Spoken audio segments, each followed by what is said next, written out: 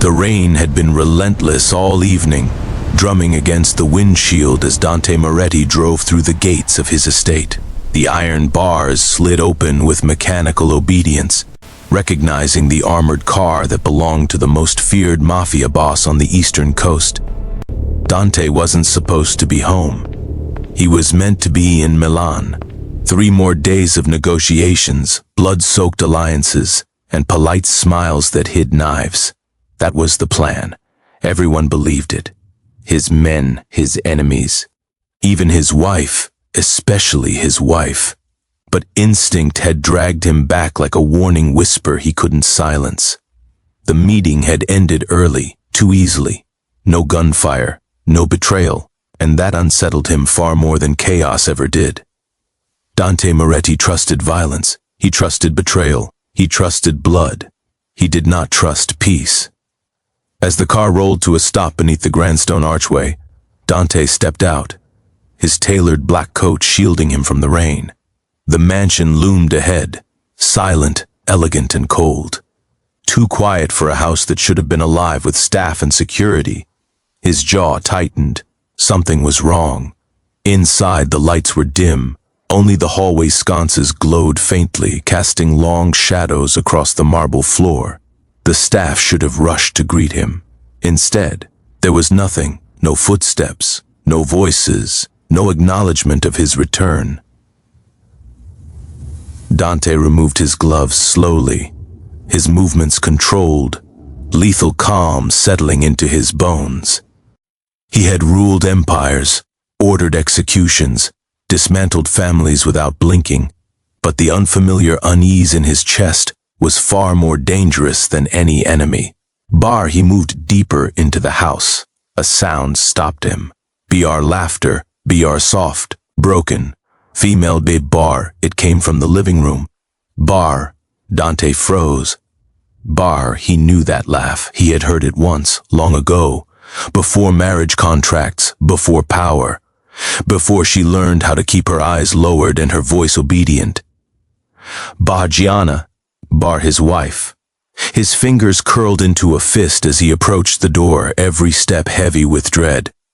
The laughter cut off suddenly, replaced by hurried whispers. A man's voice, low, unfamiliar. Dante pushed the door open, and the world tilted. Gianna stood near the sofa, her hair loose around her shoulders, her silk dress wrinkled. Not the composed, untouchable image she wore in public. She looked alive in a way he hadn't seen in years, and she wasn't alone. For a man stood in front of her, close, too close. His hand hovered near her waist, as if it had been there moments ago. Silence exploded through the room. Gianna turned, her face drained of color. The man spun around, panic flashing across his features. He took one look at Dante Moretti's expression and knew this was not a man you reasoned with. Dante didn't shout. Didn't move. Didn't blink. "What?" he said calmly. "Is this?" Gianna's lips trembled. "You weren't supposed to be home." The words landed like a bullet. "Not you're early. Not this isn't what it looks like. You weren't supposed to be home." Dante's gaze shifted to the man. "Who are you?" The man swallowed. I should go." He took a step back. "That was a mistake." Dante moved so fast the air seemed to crack. In seconds the man was pinned against the wall, Dante's hand crushing his throat. Gianna screamed, "Dante, stop!" The man clawed at Dante's wrist, gasping. Dante leaned in, his voice deadly quiet. "If you value your life," Dante said, "you will answer me truthfully." The man nodded frantically. Dante released him just enough for him to breathe. "Who are you?" I'm Luca," he choked. "I work for the Foundation. I tutor." Gianna stepped forward. "He's a teacher, nothing more." Dante turned his head slowly toward her. Nothing more. Her eyes were shining with tears, but not fear, defiance, that hurt more than betrayal ever could. "Leave," Dante told Luca coldly. The man didn't hesitate. He fled the room, his footsteps echoing down the hall until the front door slammed shut. The silence that followed was unbearable. Gianna stood trembling, her hands clenched at her sides. "You shouldn't have come back early." Dante laughed, a short, humorless sound. "That's what hurts you?" he asked. "Not that I found another man in my house, but that I interrupted you." She flinched. "I didn't plan this," she whispered. "You were never here. You never are." Dante took a step closer. "You are my wife. By contract," she shot back, tears spilling freely now. "By your world's rules. Not by love, not by choice." The word choice struck him harder than any knife. "You chose this life," Dante said. "No," she said. "My father chose it. You enforced it." Dante's jaw clenched.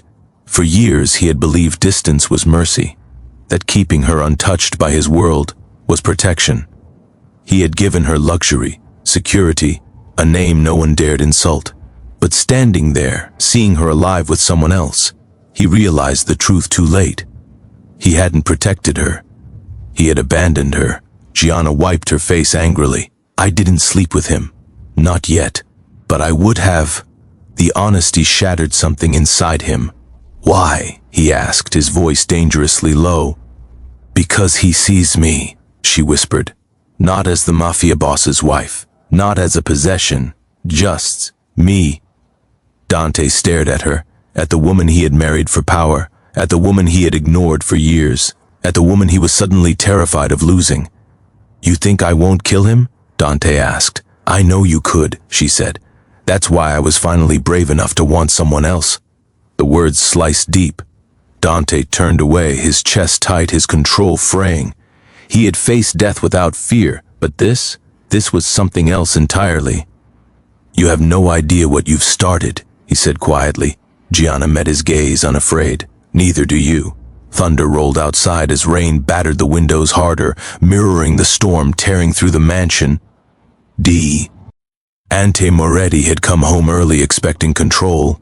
Instead, he had found betrayal, truth, and a wife who was slipping from his grasp. And for the first time in his life, the Mafia boss realized power meant nothing if the one thing he never thought he could lose was already halfway gone. Dante Moretti did not sleep that night.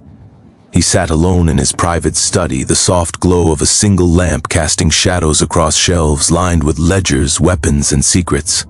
The house was silent again, but this time it wasn't emptiness that unsettled him. It was memory. Gianna's words echoed in his mind. "He sees me." Dante poured himself a drink he didn't touch. His hands rested flat on the desk, knuckles white. He had built his empire on control, absolute, unquestioned control. Every move calculated, every risk measured. But he had never calculated loneliness. Not hers. Footsteps approached. He didn't look up. Luca Romano, his head of security, Marco said quietly from the doorway. Age 32, university lecturer, clean record, too clean. Dante's jaw tightened, meaning men like him don't just wander into Mafia wives' lives by accident. Dante finally looked up, dark eyes lethal. Find out everything. Who sent him, who he reports to, who he's really here for. Marco nodded. "And the woman?" Dante's voice dropped. "She is not to be touched, ever." Marco hesitated. "Boss, the men are talking. They will stop." "Yes." When Marco left, Dante leaned back in his chair, rubbing a hand over his face. He had ordered executions with less internal conflict than he felt now. Gianna, she had always been quiet, elegant, obedient in public, distant in private. He had mistaken her silence for contentment. The door to the study opened again, without a knock. Gianna stood there, wrapped in a robe, her hair still loose, her eyes tired but burning with something new. Courage. "We need to talk," she said. Dante didn't invite her in. "About what?" he asked coolly. "About us," she said, "or whatever this marriage is supposed to be." He gestured to the chair across from him. "She didn't sit." "I didn't cheat on you," she said firmly. But I wanted to.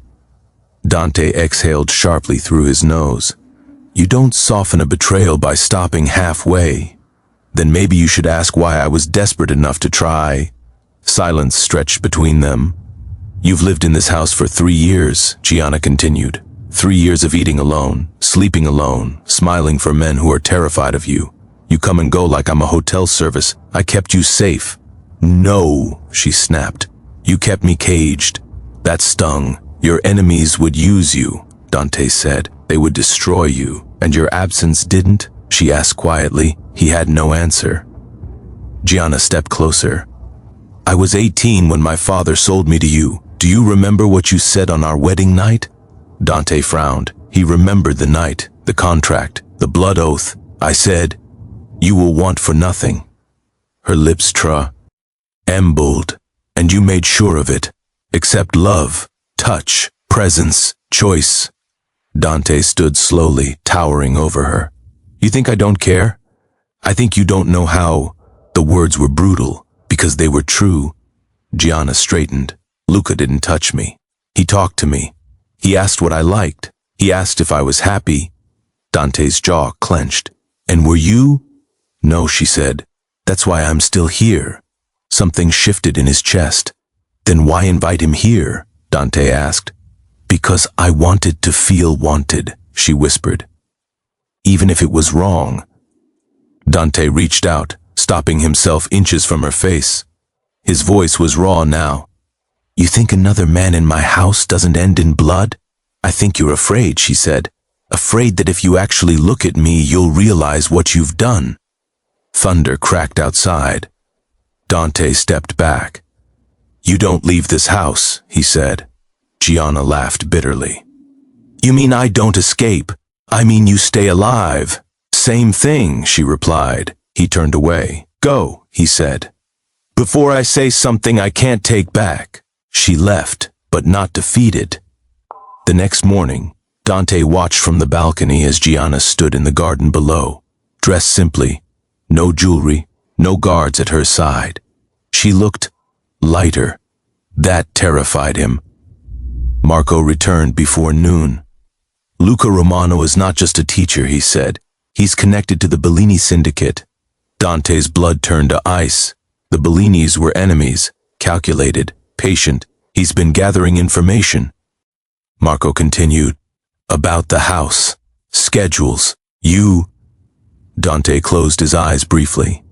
They hadn't targeted him. They had targeted her. Bring him to me, Dante said quietly. Marco hesitated. Alive? For now. That evening Luca was dragged into the basement, bloodied but breathing. Dante dismissed everyone else. You should have left, Dante said calmly. Luca coughed. I told her the truth. She deserves better. Dante leaned down, gripping his chin. You were bait. No, Luca said hoarsely. She was... The words landed hard. Dante straightened. When he returned upstairs, Gianna was waiting. You hurt him, she said. He was using you. Her face crumpled. That doesn't excuse what you are. Dante stepped closer. I came home early because something felt wrong. She met his gaze. And now you know why. He reached for her hand. Slowly, deliberately. She didn't pull away. Gianna, he said quietly, this marriage may have started as a transaction, but I will not lose you to my enemies or to my mistakes. Her breath hitched. Then prove it, she said. Be here. Dante nodded once, and for the first time the Mafia boss understood. The most dangerous war he would ever fight was not against rival families, but against the silence he had built inside his own marriage. Gianna noticed the change before Dante said a word. More guards, subtle ones, men who pretended to be gardeners, drivers, maintenance staff. The estate felt tighter, quieter, like the walls were listening. Dante moved differently too. He no longer disappeared without explanation. He watched her, not like a possession, but like something fragile he didn't know how to hold, that scared her more than his anger ever had. She was in the kitchen when Dante entered, rolling up his sleeves. an unfamiliar gesture that made her pause. "We're under threat," he said plainly. She didn't pretend surprise. "Because of Luca. Because of the Bellinis," he corrected. "Luca was a door. You were the key." Her hands trembled slightly as she set the knife down. "So I was bait." "Yes," he said, "but not knowingly." She turned to face him. "And now you don't leave my sight." Her eyes flashed. "That's not protection, that's prison." Dante stepped closer. "Gianna, listen to me. They don't want you dead. They want leverage." She swallowed. "On you?" "Yes." Silence thickened between them. That night, Gianna couldn't sleep. She lay awake, staring at the ceiling when she felt it. Movement. A shadow at the balcony doors. She sat up just as the glass shattered. Chaos exploded. Masked men poured into the room, fast and silent. Gianna screamed as hands grabbed her, dragging her from the bed. She fought, clawing, biting. Rage and fear fueling her strength. A gunshot rang out, then another. Dante burst through the door like death, incarnate. Blood splattered the walls as his men followed, weapons blazing. The intruders fell one by one, but not before one of them shoved Gianna toward the balcony. She slipped. Time slowed. Dante moved without thinking. He caught her wrist just as she fell, muscles straining as her body dangled over the edge. "Dante," she sobbed. "Hold on," he commanded, voice raw with panic. He hauled her back inside, pulling her against his chest as bullets echoed around them. When the last intruder fell, silence crashed down. Gianna was shaking uncontrollably, her face buried in Dante's chest. He wrapped his arms around her, holding her tighter than he ever had before. "You're safe," he whispered. "I've got you." She looked up at him, eyes wild. "They knew my room, my routine. They won't touch you again," he said, fury burning beneath his control. She slapped his chest. "This is your world, your war." "Yes," he snapped back, "and you are not collateral damage." Her breath hitched.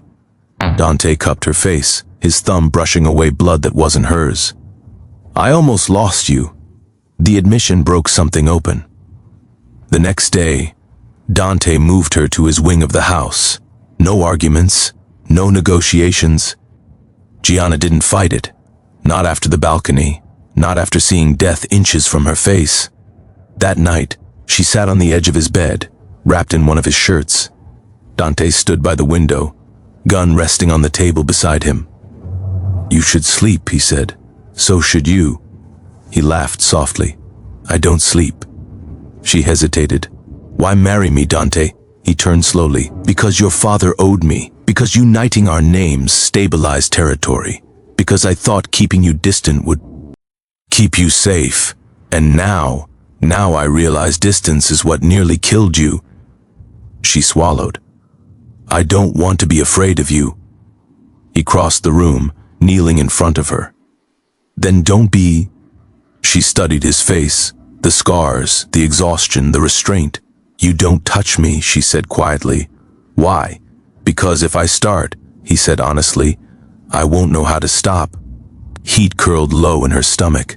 She reached out, touching his cheek. He froze. "Dante," she whispered, "I'm already in danger. Don't let loneliness be another enemy." His hand closed over hers, slowly, carefully, as if she might vanish. "I don't know how to love gently," he said. "Then love honestly," she replied. He leaned forward, resting his forehead against hers. "Not a kiss. Not yet. A promise." Outside the room, Marco watched the security feeds. "They're closer than ever," he muttered. The Bellinis had failed, but wars didn't end with one attack.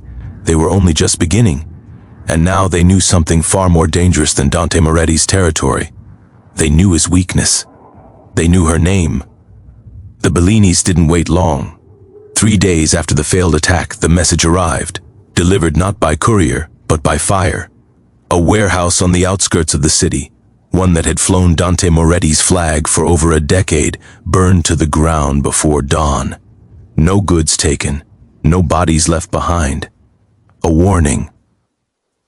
Dante stood in the war room, hands braced against the table, eyes fixed on the surveillance photos.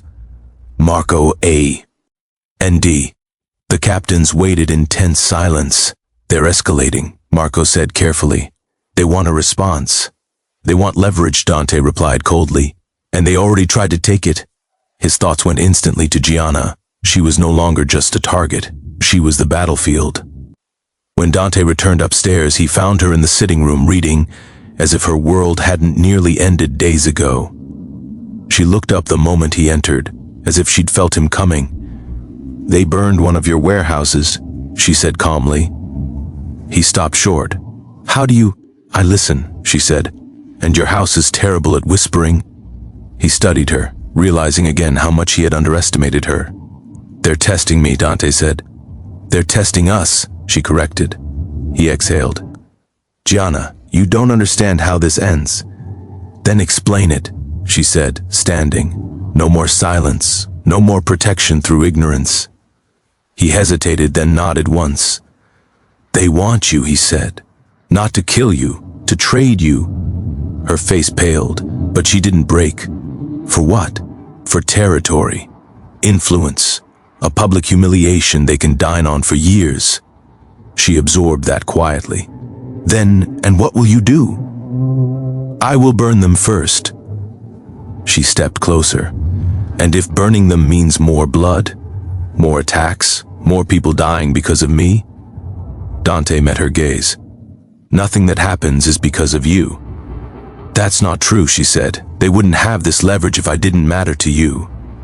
The word matter hit him. "Harder than any threat. You matter," he said without hesitation. "More than power, more than territory." She searched his face, looking for a lie, and found none. That night, the Bellinis made their demand clear. A video arrived. Gianna watched it beside Dante, her hand clenched in his. The Bellini boss smiled into the camera.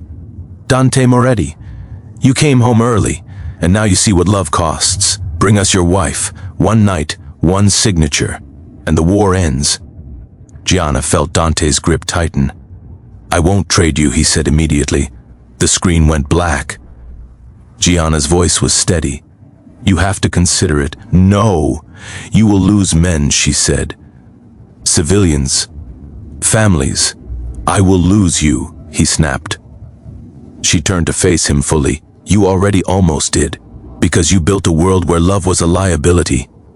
His jaw flexed. "Let me go," she said quietly. The room went still. "I won't be a bargaining chip," she continued, "but I won't be the reason you burn everything either." "You don't survive a night with the Bellinis," Dante said. "You survive me." She lifted her chin. "You don't get to decide my courage." Silence stretched between them, thick, brutal, honest. "You think I'm fragile," she said, "but I survived being sold at 18. I survived years of being invisible. I survived loneliness that would have broken weaker people." Dante closed his eyes briefly. "And I survived loving a monster," she finished softly. "That hurt most of all." Later that night, Dante stood on the balcony. Oni, rage coiling tight in his chest. He had ruled through fear his entire life, but now fear ruled him. Footsteps approached. Gianna joined him, the city lights reflecting in her eyes. "I don't want to leave you," she said, "but I need to know you'd fight for me and respect me." He turned to her. "If I let you go, I lose you. If you don't," she said, "you never truly had me." The truth of it stripped him bare. Dante cupped her face, resting his forehead against hers. "I will not trade you like property." "Then let me choose to walk into the fire," she whispered. The next day, Dante did something no one expected. He agreed to the meeting, but not the trade. The Bellinis chose an abandoned opera house for the exchange. Gianna wore black. No jewelry, no fear in her posture. Dante walked beside her, hand never leaving hers. When they entered, the Bellini boss smiled. "You came with her. Brave." "No," Dante replied. "I came for you." The trap sprang instantly. Gunfire, shouts, smoke, but Dante had planned this. Gianna didn't scream when chaos erupted. She moved. She grabbed a fallen weapon, shielding herself as Dante fought like a demon unleashed. She didn't freeze. She didn't run. She survived. When it was over, the Bellini boss lay bleeding at Dante's feet. Gianna stood behind Dante, steady, unbroken. "It's done," Dante said coldly. Later, as dawn broke, they sat together in the back of the car, blood on their clothes, silence between them. "You didn't need me there, Gianna sa." ID quietly. "Yes," Dante replied. "I did." She looked at him. "Not as bait?" "No," he said. "As my equal." Her breath caught. Dante reached for her hand. "I can't erase what I am." "I don't want you to," she said. "I want you to choose what you become." He leaned down, pressing his forehead to hers. "For the first time," he said, "I want to be worthy of you." And Gianna realized something terrifying and beautiful. The Mafia boss who ruled through fear was learning how to love. And that might be the most dangerous transformation of all. The city woke slowly after the Bellini War ended. News outlets spoke in careful half-truths. An explosion here, an arrest there, a sudden collapse of influence no one could quite explain. What they didn't say was that an empire had fallen in one night because a Mafia boss had chosen love over leverage. Dante Moretti stood at the window of his office, watching dawn paint the skyline in soft gold. For the first time in years, his hands were empty. No gun, no glass of whiskey, no blood on his cuffs. Behind him, Gianna slept. That alone felt unreal. She lay curled in the bed he had once used only for restless nights and ruthless planning. Now it smelled like her, lavender and warmth, and something dangerously close to peace. Dante had survived wars. He wasn't sure he would survive happiness. He turned as she stirred, her eyes opening slowly. For a moment she looked startled. Then she relaxed when she saw him. "You're still here," she murmured. "So are you," he replied. She sat up, pulling the sheet around her. "Is it really over?" "Bar. Yes," he said simply. "The Bellinis are finished. Their allies folded. Their leader won't see another sunrise." Bar. Gianna absorbed that quietly. "And your men?" "Are alive. All of them." She nodded, relief softening her features. Then she looked at him, really looked. "You didn't sleep?" I didn't want to miss this," he said, "morning without war." But she smiled faintly. "You're changing, Dante." Bree stepped closer. "I already have." Later that day, Dante called a meeting. Every captain, every lieutenant, every man who had ever sworn loyalty to the Moretti name filled the hall. They expected orders, blood, expansion. They didn't expect her. Gianna stood beside Dante, calm, unflinching. Bar murmurs rippled through the room. Dante raised his hand. Silence fell instantly. "This war began," he said, voice steady, "because my enemies believed love was weakness." For some men shifted uneasily. "They were wrong," Dante continued. "Love is leverage only when you hide it. When you deny it, I will not do that again." Gianna felt every eye on her, but she didn't lower her gaze. Dante turned slightly toward her. "This woman was brought into my life as a transaction. I treated her like a liability instead of a partner. That ends now." A sharp breath echoed somewhere in the room. "From this day forward," Dante said, "Gianna Moretti stands beside me by choice. Not as a shield, not as a symbol, but as my equal." No one spoke. "Be Dante." His gaze hardened. "If anyone here believes that makes me weaker, you're free to test that theory." No one moved. After the meeting, Gianna let out a breath she hadn't realized she'd been holding. "You didn't have to do that," she said quietly. "I did," Dante replied. "Because if I rule through fear again, I lose you. And I won't survive that." She studied his face.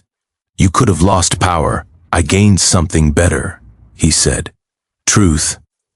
That night, they walked the gardens together. No guards close. No weapons visible. "Do you regret it?" Gianna asked. Choosing me over absolute control? Dante stopped, turning to her fully.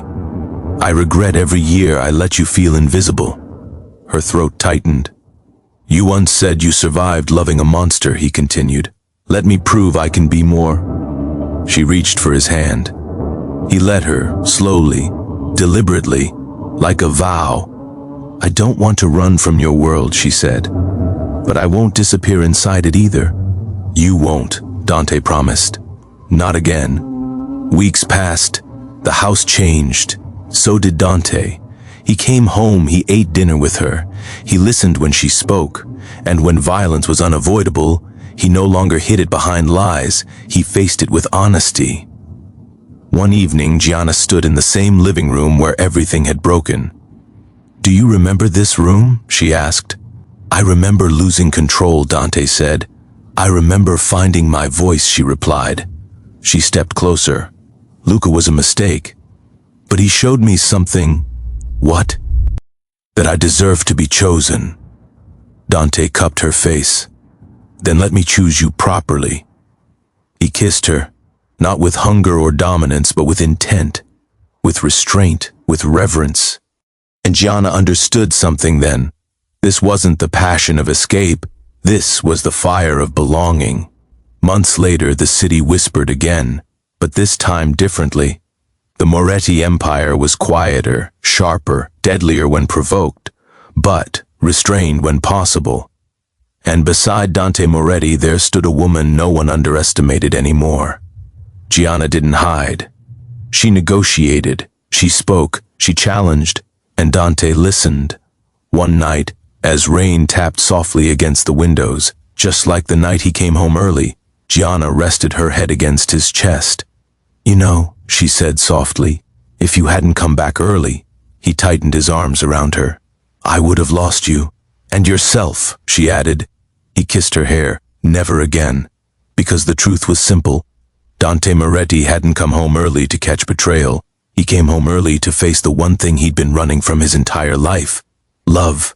And it nearly destroyed him. But instead, it saved them both. More stories will keep coming, so please don't forget to like and subscribe.